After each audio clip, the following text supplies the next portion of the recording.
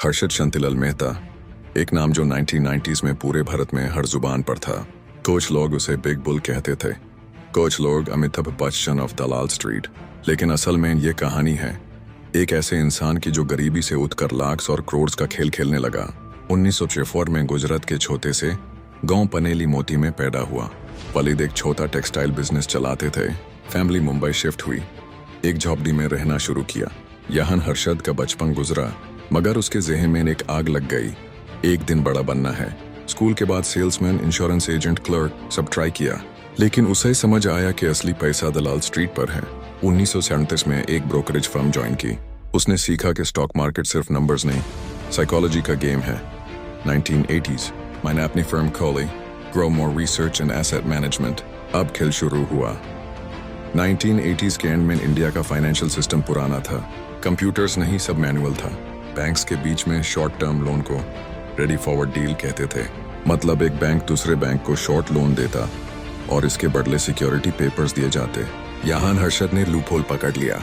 उसने ब्रोकर्स के जरिए डमी बैंक रिसीप्ट्स बनवाए, ऐसे कागज जो असली लगते थे लेकिन होते झूठे।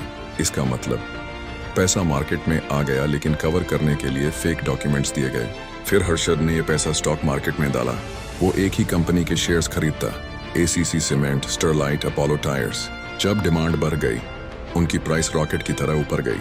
लोग उनको लगा कि हर्षद जीनियस है। मीडिया ने उसे हीरो बनाया। वो टीवी और न्यूज़पेपर पर आता और आम आदमी उसके पीछे शेयर्स खरीदने लगता। हर्षद के एक सिग्नल से पूरा मार्केट हिलता था।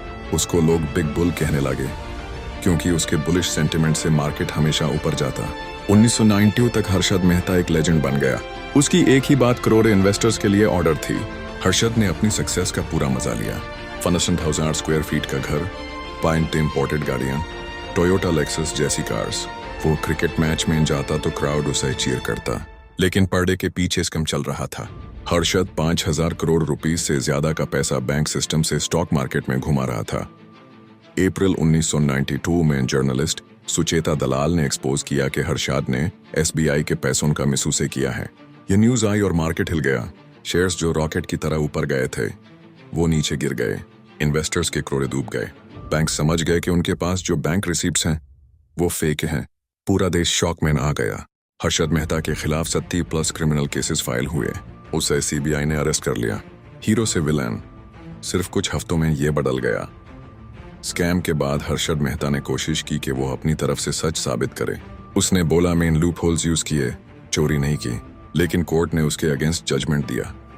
1993 के बाद उसका चार्म खत्म हो गया। हर्षद और उसकी फैमिली के खिलाफ और भी केसेस आए।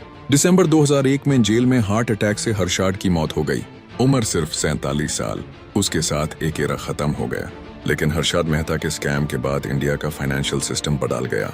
सेबी को ज्यादा पावर्स मिले, बैंकिंग रेगुलेशंस टाइट हुए और स्टॉक मार्केट को ट्रांसपेरेंट बनाया गया। आज भी लोग उसे याद करते हैं। कुछ कहते हैं वो जीनियस था जो सिस्टम से खेला, कुछ कहते हैं वो चोर था जिन्होंने आम आदमी को बर्बाद किया। ये कहानी हमें एक सबक देती है। ग्रीड और ओवर कॉन्फिडेंस एक इंसान को कहां से कहां गिरा सकते हैं, और पैसा चाहे जितना भी हो, ईमान और सच के सामने छोटा पड़ जाता है।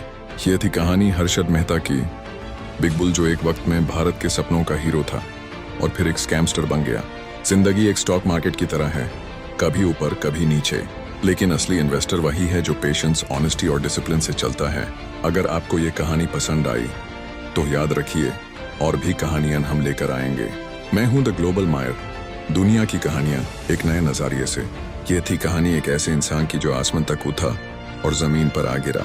हर सफर एक नया सबक देता है और हम वही सबक आप तक लाते रहेंगे। For more video subscribe the global मायर, जहां दुनिया की राज, सच्चाई और कहानियां मिलती हैं एक जगह।